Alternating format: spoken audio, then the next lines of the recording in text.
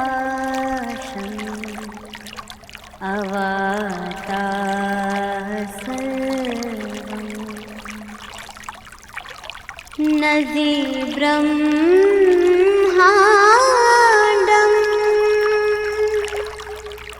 न च स्वात्मात्मम्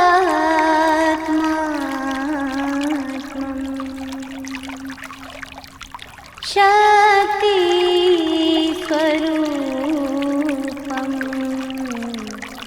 परं ब्रह्म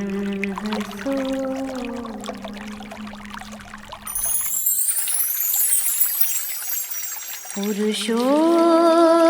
न पुरुषार्थ विमर्शो न मर्शार्थ पुरुषो न पुरुषार्थ विमर्शो न मर्शार्थ वर्णति पुरुषान्तन्तर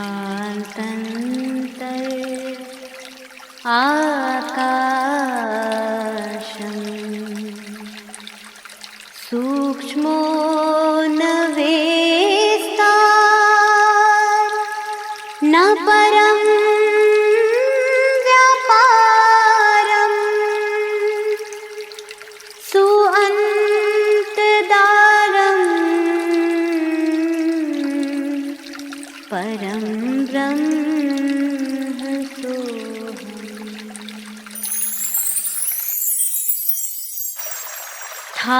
स्थावुर्न जङ्गम नाहं चतुर्वर्णम् स्थावुर्न जङ्गम नाहं चतुर्वर्णम् जगत् चराचर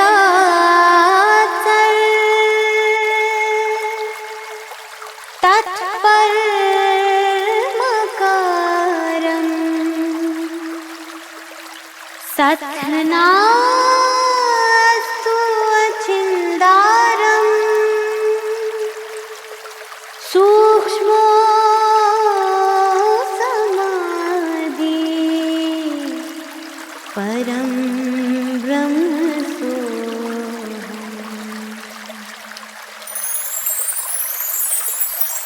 जुगो जुगान्तर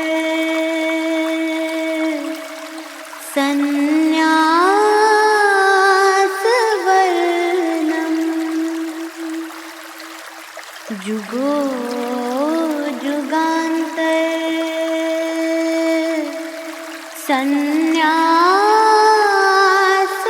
संन्यासवर्णम् तुरीयातीता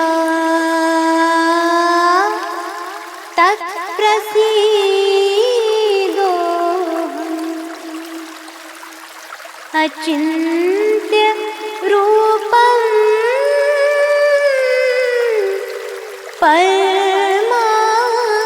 परमाकारम् ध्यत्केवलोऽहम् परं ब्रह्म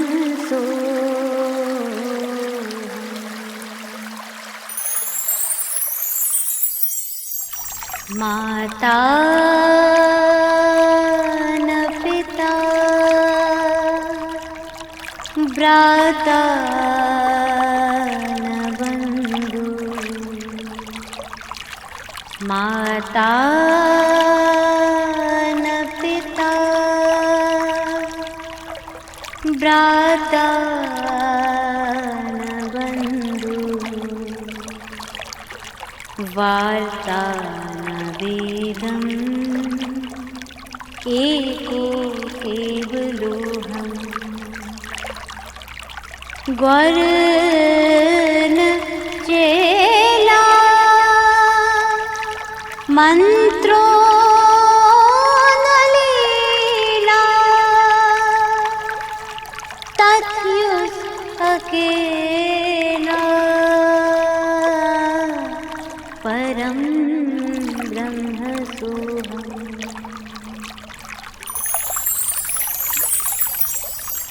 मोहो न बोधि न च वैराग्यम् मोहो न बोधि न च वैराग्यम् न च रागद्वेषम् निर्वैरि शान्ति स्वप्न न जाग्रत् तच्छुद्ध बोधम् सूक्ष्मो स्वयंभू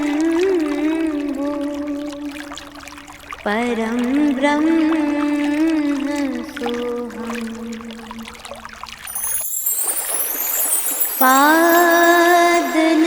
पादनबीजं न चतुर्भुजाकारम्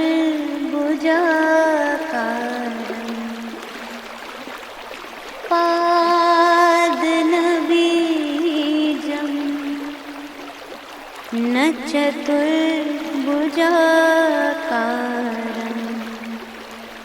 न त्रिजगच्चराचर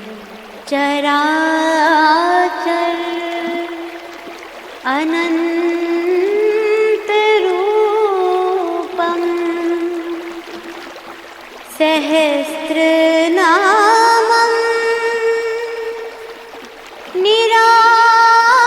निराधारम् शुद्ध स्वरूपम्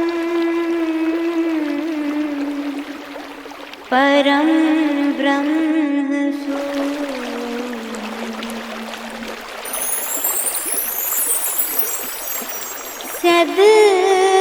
सद्नस्य विद्या न गति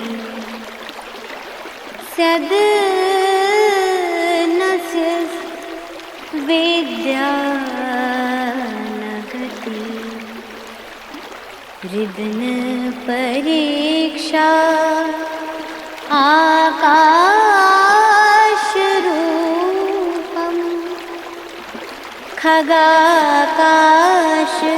उल्लङ्घे न च राजयोगम्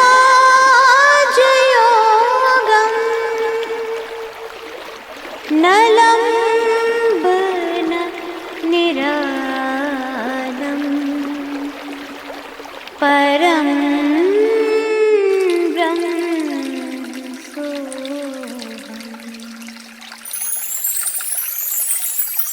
रूपं न रस न स्पर्श गन्ध न देहो रूपं न रस न स्पर्श गन्ध न देहो दुई नादस न छुस केवलोहम् जीवो जीवता न वर्ता न वारता करता सोऽहंकार परं ब्रह्म सोऽहम्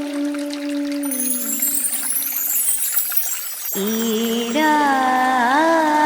न पिङ्गला न च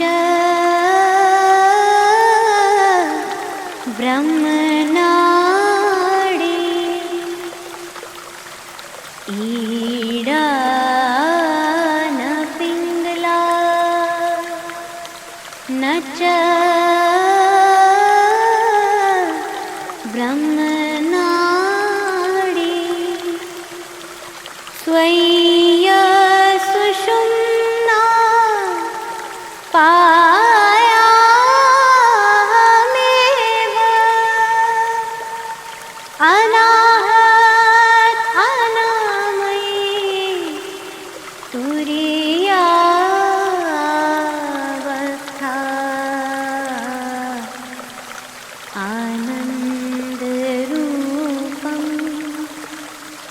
परं